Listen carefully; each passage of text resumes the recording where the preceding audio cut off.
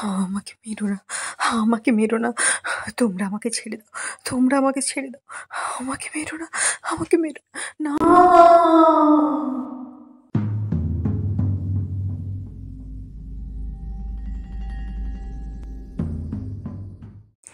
এটা হলো শিমুলতলি গ্রাম। এই গ্রামেরই এক প্রান্তে রয়েছে বহু বছরের পুরনো এক জমিদার বাড়ি। আর এই জমিদার বাড়ির সামনেই রয়েছে বহু বছরের পুরনো এক কুয়ো। এই গ্রামের লোকজন বলে এই কুয়ো নাকি অভিশপ্ত কুয়ো। তাই এই কারণেই নাকি এই কুয়োর আশপাশে কেউ আসে না। রাতে তো দূরের কথা, দিনের বেলাতেও এদিকে কেউ আসে না। আর এই রাজবাড়িতে এখন আর কেউ থাকেও না। এই রাজবাড়ি ছেড়ে প্রায় 200-250 বছর আগেই সবাই এই রাজবাড়ি ছেড়ে চলে গেছে। এখন আর রাজবাড়িতে কেউ থাকে না। এই রাজবাড়ির উত্তরাধিকারী বলতে একমাত্র এখন ডলি। আর ডলি ছুটি পড়াতে তার বন্ধুবান্ধব সবাইকে নিয়ে কাউকে কিছু না জানিয়ে এই রাজবাড়িতে ঘুরতে চলে আসে। তারপরেই ঘটে যা সব ঘটনা। বাবা ডলি, তোদের এই বাড়িটা তো দেখছি অনেক বড়। কই, তুই তো কখনো এমন কথা বলিসনি যে তোদের এত বড় একটা জমিদার বাড়ি আছে।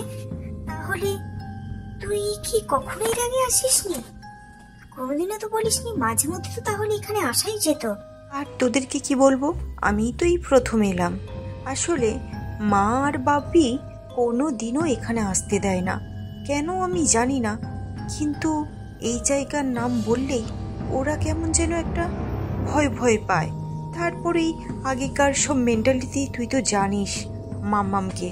মাম্মাম সবসময় কেমন একটা চিন্তাধারা নিয়ে থাকে, কী সব ভূত, কী সব মানে অশুভ এই সব জিনিস নিয়ে থাকে।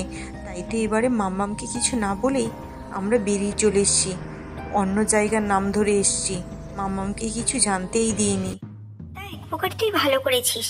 না এলে তো জানতেই পারতাম না যে জমিদার বাড়ি, তাও আবার এত সামনে থেকে কাছ থেকে দেখতে পাবো। আর তোদের সত্যি এত বড় একটা জমিদার বাড়ি আছে। চল চল চল, এখানে কথা না বলে চল আগে ভেতরে গিয়ে ঢুকি, তারপর একটু রেস্ট নিয়ে পুরো বাড়িটা দেখা যাবে।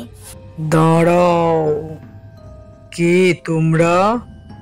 এখানে কি চাই? কেন এসেছো এখানে?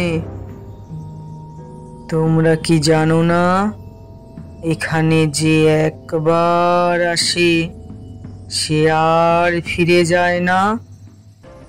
তাই বলছি, বাঁচতে চাইলে এখান ছেড়ে এক্ষুনি চলে যাও।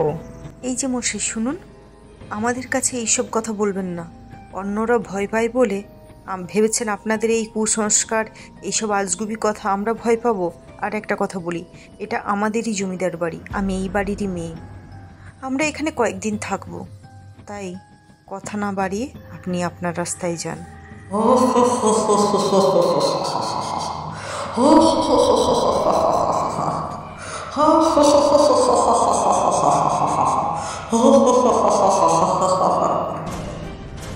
সেটা তোমাদের মর্জি, আমার যা বলার আমি বলে দিয়েছি। ও তোমাদের কাউকে ছাড়বে না, ও তোমাদের কাউকে ছাড়বে না, কাউকে না, কাউকে না, কাউকে ছাড়বে না, কাউকে ছাড়বে না, কাউকে না। ডলি, কি রে, ভয় পেলি নাকি?